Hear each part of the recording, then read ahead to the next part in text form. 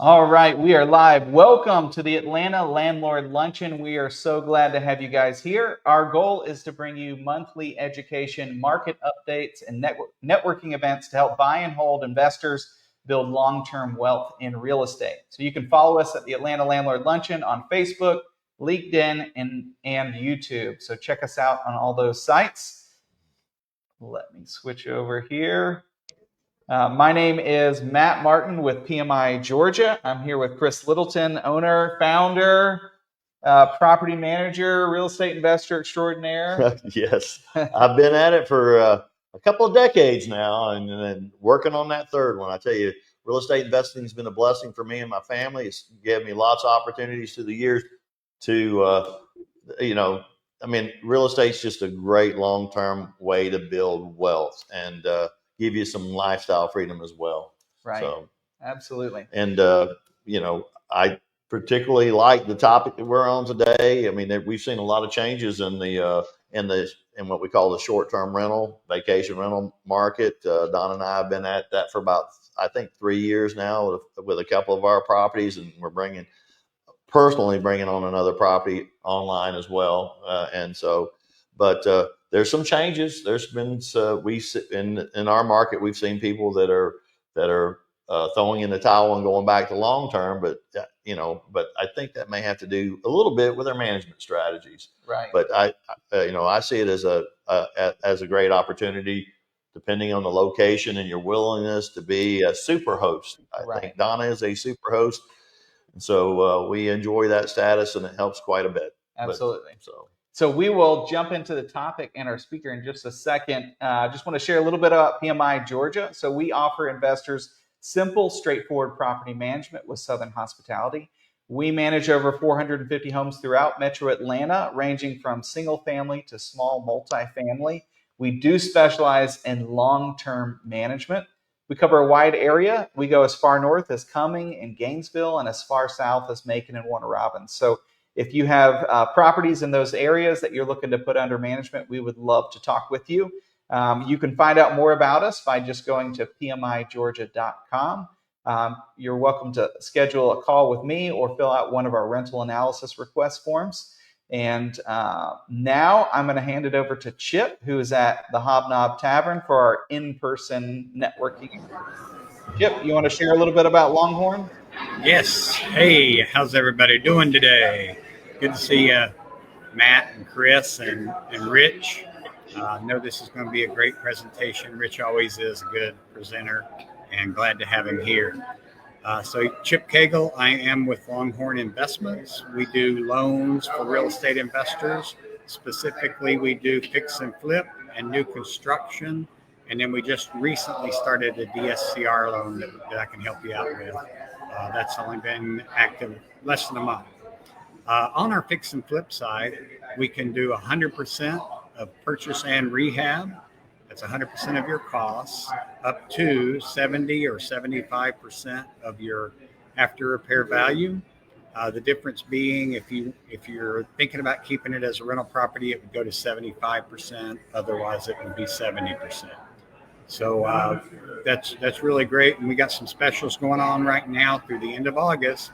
Don't know if it'll be extended into the fall or not, but get an application in by the end of August and you'll get those specials that we got going on. I can tell you more about that if you give me a call. My phone number is 404-216-5599, or you can email me at ccagle@longhorninvestments.com. On the new construction, we do 90% of your costs, so 90% of your lot purchase and 90% of your construction costs. If you already own the lot, then you can use what you paid for it towards the 10% down payment of the construction budget. And that is up to 70% of the appraised ARV. So there again, we can talk about that if you give me a call. We only work with residential 1 to 4 units, no commercial properties, and nothing over 4 units. We can do townhomes, but we can't do condos, and we don't do manufactured or mobile homes. So, talk to you soon. Thanks. All right, so I am going to introduce our topic and speaker for the day. So today's topic is the state of short-term rentals, market trends, Atlanta Metro ordinances, and profit strategies. Our speaker today is Rich Munroe, founder of B&B Investing Group and president of the Atlanta Metro Short-Term Rental Alliance, also known as AMSTRA. So he's going to share an in-depth update on the current short-term rental market and what's changing in the Atlanta metro areas, short-term residents or short-term STR ordinances, and drawing on over a decade of experience operating 75 plus properties across multiple cities. Rich is going to update us on the latest market trends, key metro ordinance updates, and what they mean for hosts, how short-term rentals can outperform long-term rentals for wealth creation, and proven methods to maximize revenue and scale profitability. So whether you're a seasoned investor or just exploring short-term rentals, you'll walk away with clear insights, strategies to stay compliant, competitive, and highly profitable. All right, Rich, thank you so much for coming on board with us today. I know you're at the Atlanta City Hall, getting ready to speak. And so thanks for taking the time to talk with our investors about short-term. I think, Chris had mentioned we've seen some changes. I think a lot of people have heard rumblings. We do speak with a lot of investors who have been trying short-term or still interested in short-term. So we're really excited for what you have to share today. Yeah, welcome. absolutely. Yeah, Matt, Chris, Chip, thanks so much for the invite. It's always great to connect with you guys. I think I spoke about 6 or 7 months ago at one of the landlord luncheons. I think that one was in person. So I'm happy to be back. I appreciate the invite. And as you mentioned, I'm actually at City Hall today because this was not really a planned event for me to be speaking today, but we had multiple proposals by city council members in Atlanta that directly impact and negatively impact the short-term rental rules and regulations. And I'm going to give you guys a full update on where we're at with everything there. But, apparently they had a couple of committee meetings where these things got pushed through, and we anticipate them getting voted on today at the full council. So we've kind of rallied all of our AMSTRA members and others to come out and turn out today.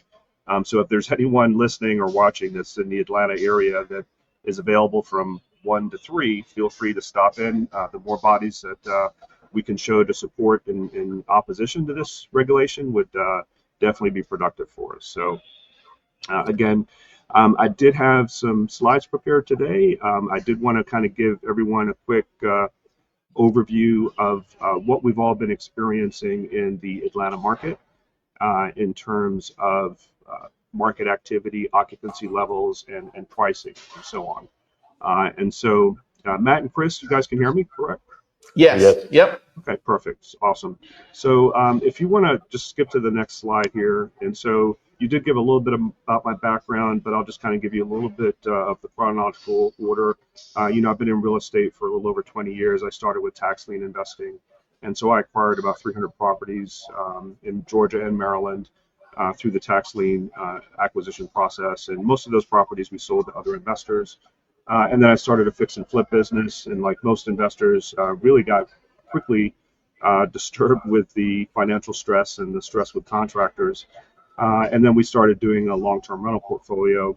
And it was about 10 years ago now that it was a light bulb moment for me personally, because I really didn't enjoy being a long-term landlord, having to evict people right before the holidays.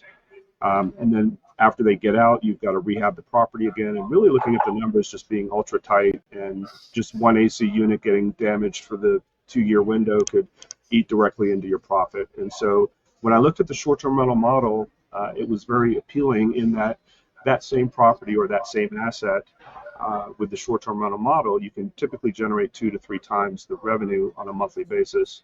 Yes, it's a hospitality business. Yes, it's a lot more involved. But, I was able to build a scalable model that allows for the hospitality that's needed and the operation to run as a short-term rental. And we really started with our own properties and basically started managing for other investors as well. And so the portfolio that we built up was in mostly the Georgia area, but we also had about 20 properties down in the Tampa, Florida market. So you can also do this model remotely. You don't have to physically be in the local city that you're running your short-term rental. So it was about 2020, I became active with Airbnb, and I'm currently an Airbnb ambassador and community leader.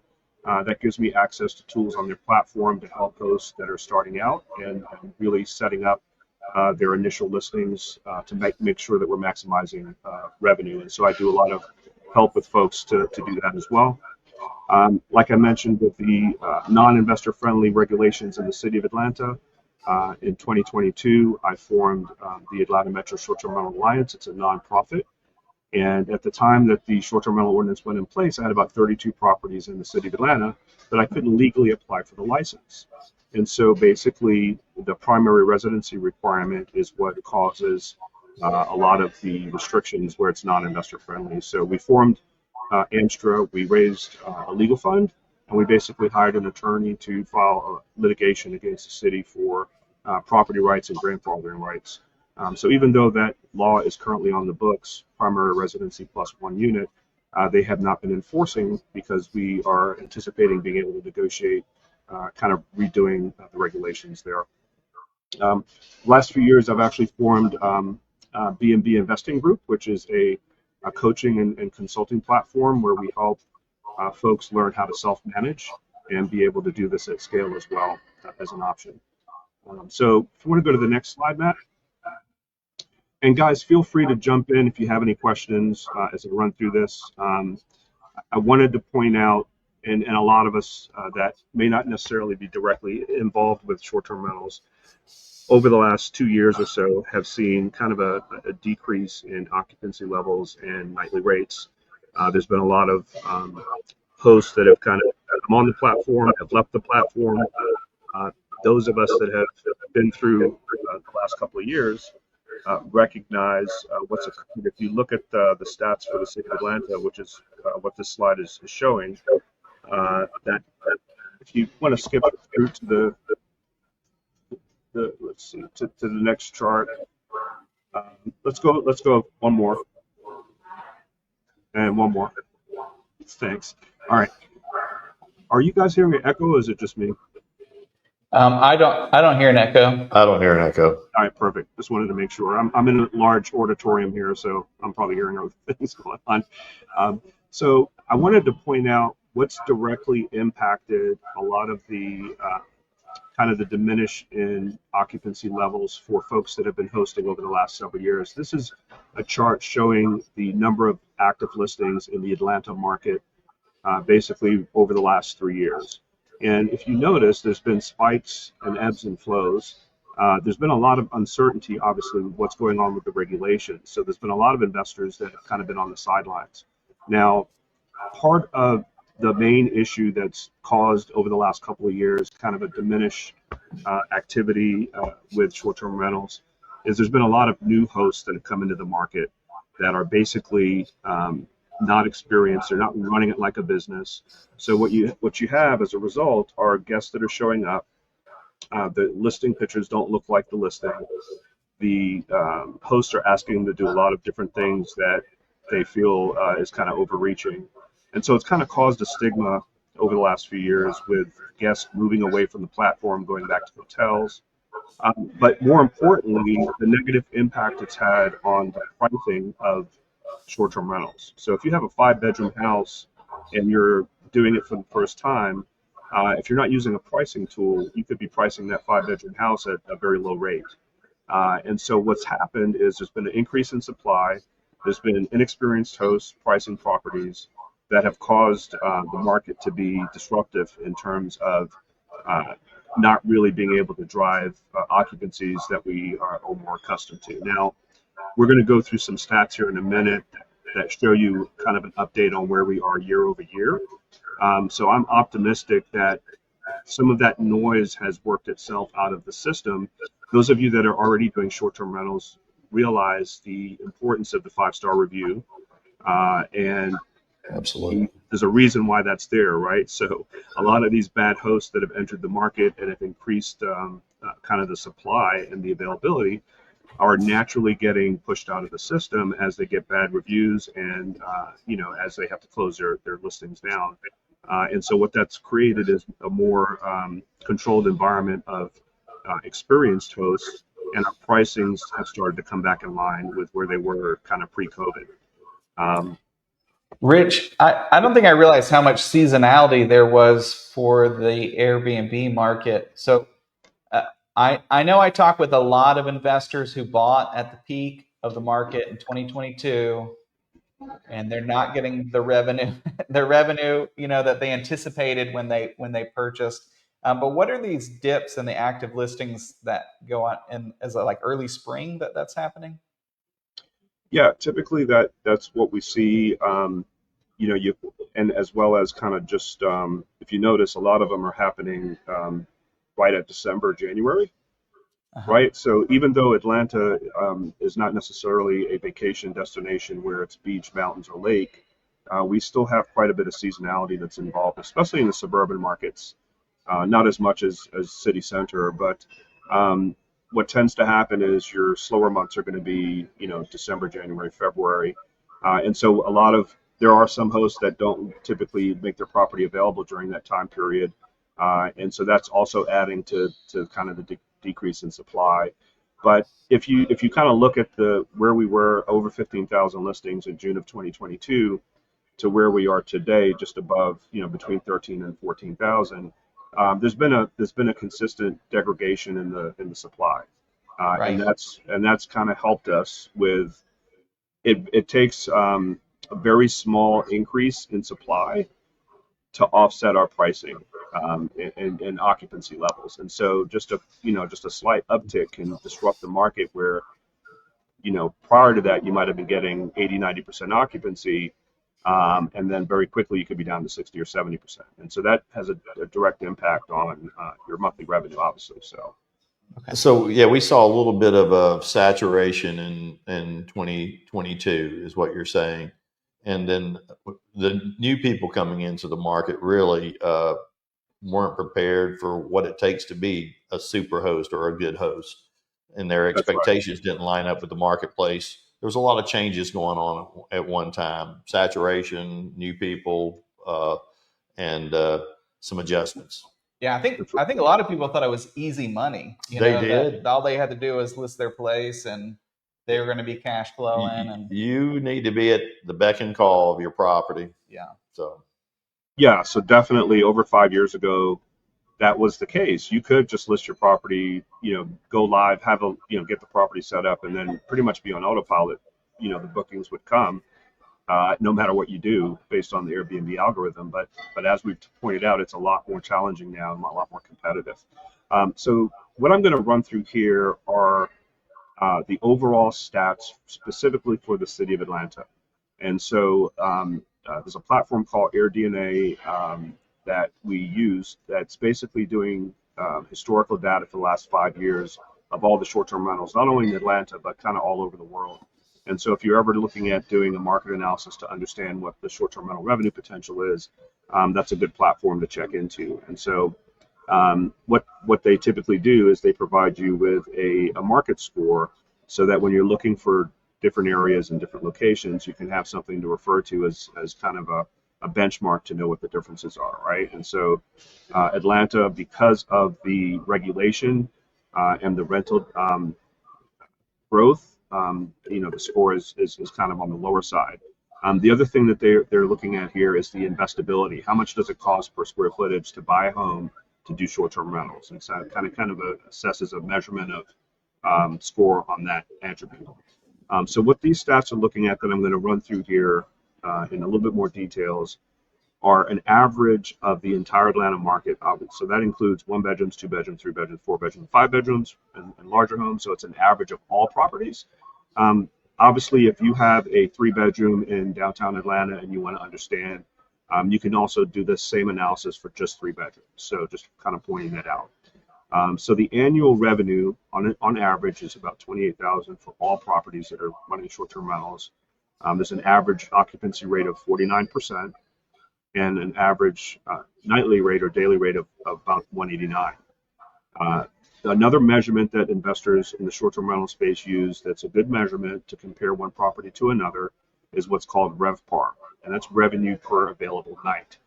That's typically a measurement that's usually historically been used by hotels, But if you're a short-term rental investor, it's also a good measurement. And all it's really doing is looking at your total revenue for the month, dividing it by 30 days, how many nights you had available, and coming up with that daily rate.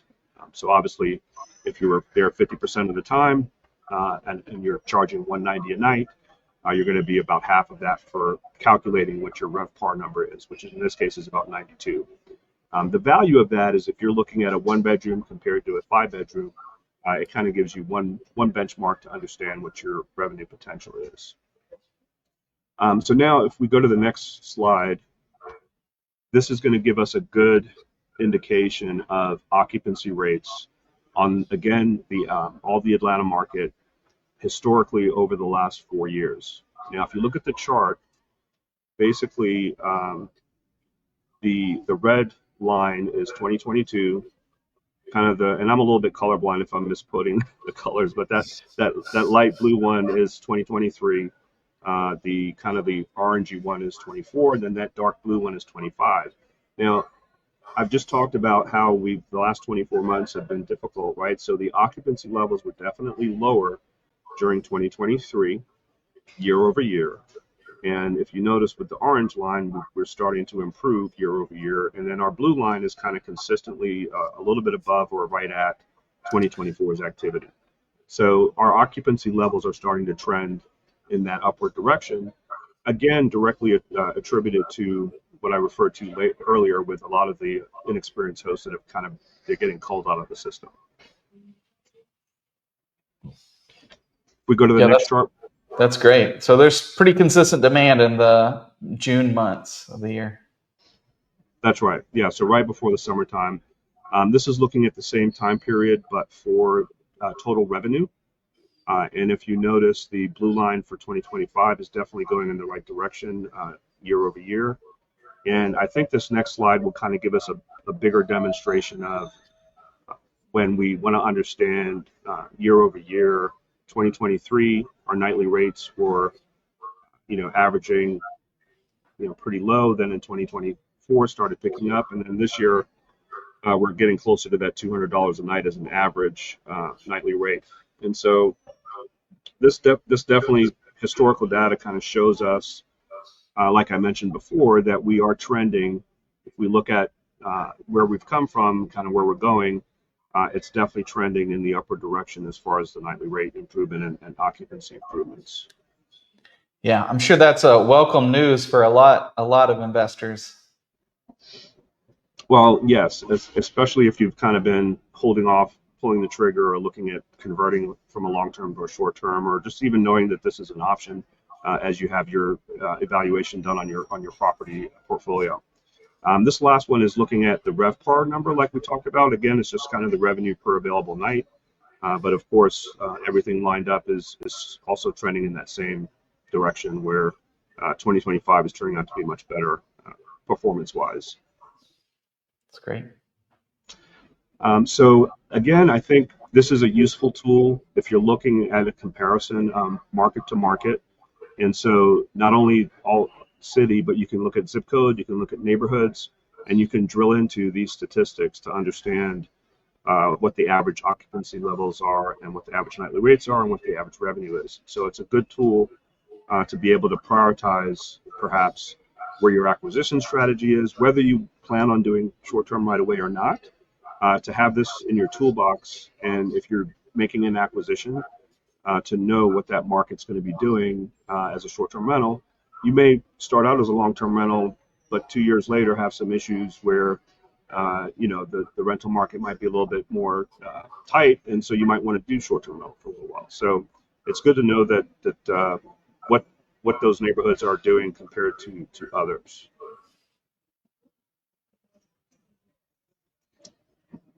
And as I mentioned, you can do the same drill down. So this is the East Lake neighborhood as one example, right? So the kind of the investment score is a little bit higher. East Lake is right near Midtown and downtown, very close to everything. Got the East Lake Golf Course there.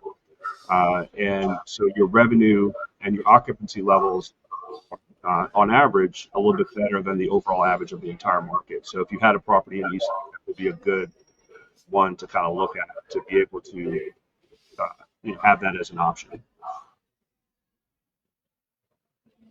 One thing I wanted to point out, this same tool also is directly tied into the MLS.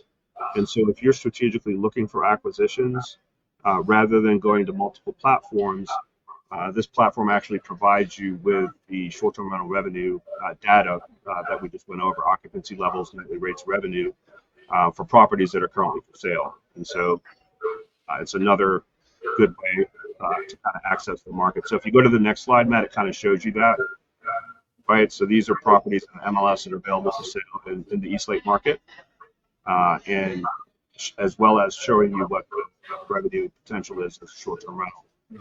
Okay. Yeah, that's great. I didn't know about that feature. Yeah, this comes in handy as well if you're looking to buy a property that's maybe already up and running as a short-term rental, that you can directly access what the historical performance has been. So you're not guessing at it. So this is a QR code for those of you that are interested. I did a webinar walking you through the AirDNA platform and how to navigate it. And so this is a link to kind of register to get free access to that webinar, to kind of give you that. It gives you a nice overview to get started in understanding how that tool works and be able to kind of run market analysis and things like that. So if you're interested, access that QR code, and hopefully that can get you a good starting point so that you're not starting from scratch. So one of the things I wanted to talk about, just to bring to everybody's attention, and I know Chris is already doing short-term rentals and on the Airbnb platform, may already be familiar with this model, but this is something that Airbnb rolled out about 2 years ago. And the concept here is that a lot of the large apartments, new construction usually, or existing construction, where they're struggling with getting tenants, they have high levels of vacancies. Airbnb has partnered with these large complexes to provide the tenants that end up renting their option to basically rent out their unit as a Airbnb while they're either traveling on business, going on vacation, or if they're visiting a spouse or girlfriend, what have you, for the weekend.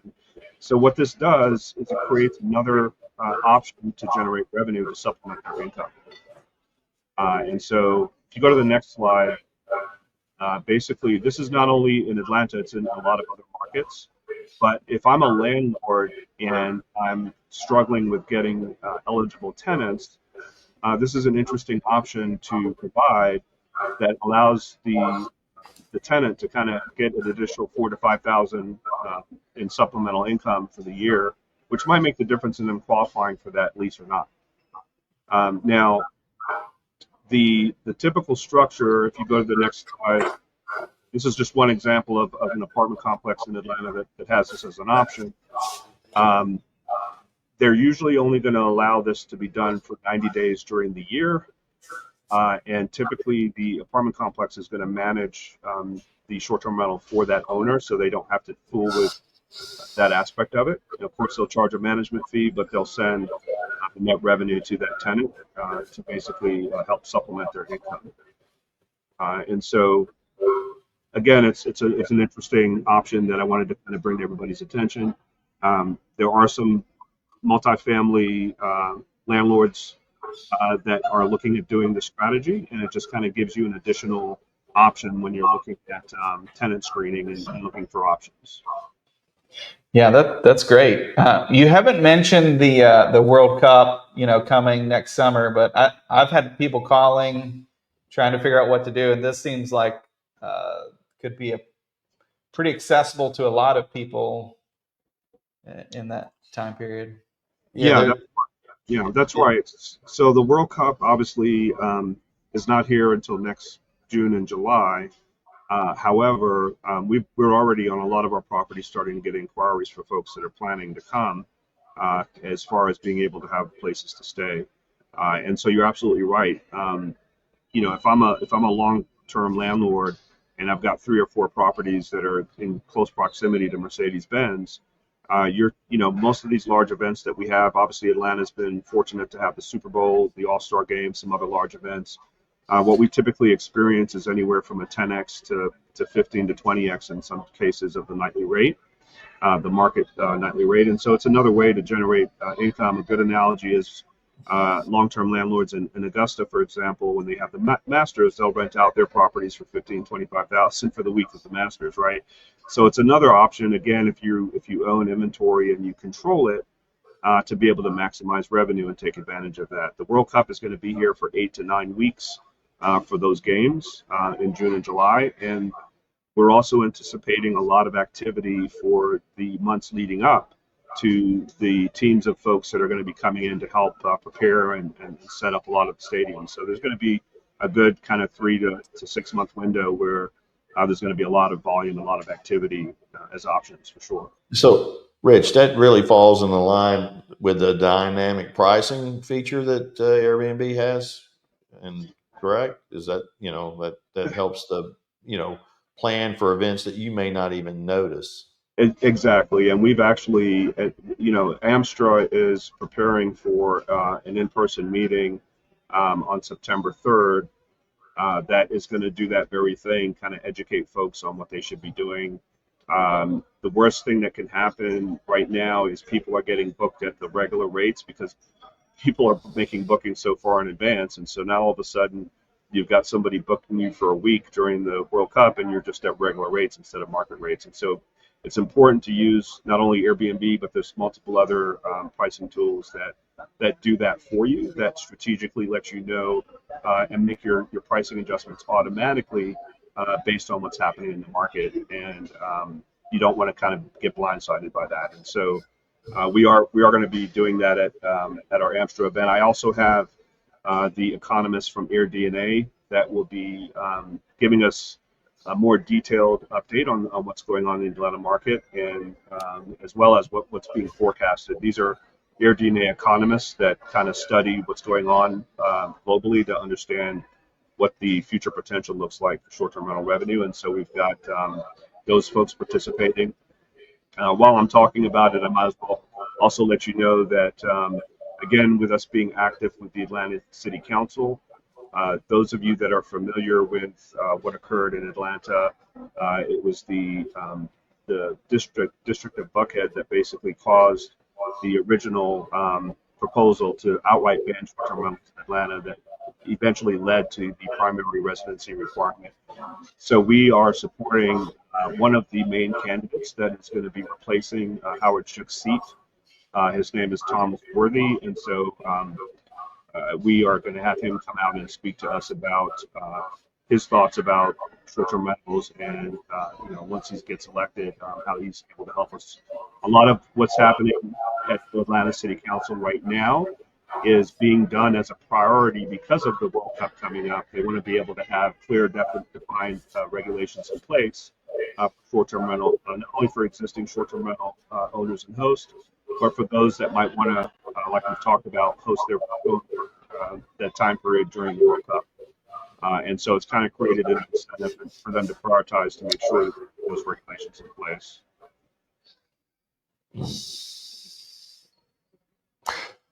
There's going to be several venues throughout Georgia for the World Cup too. So there's opportunities not just in Atlanta, but outlying markets as well.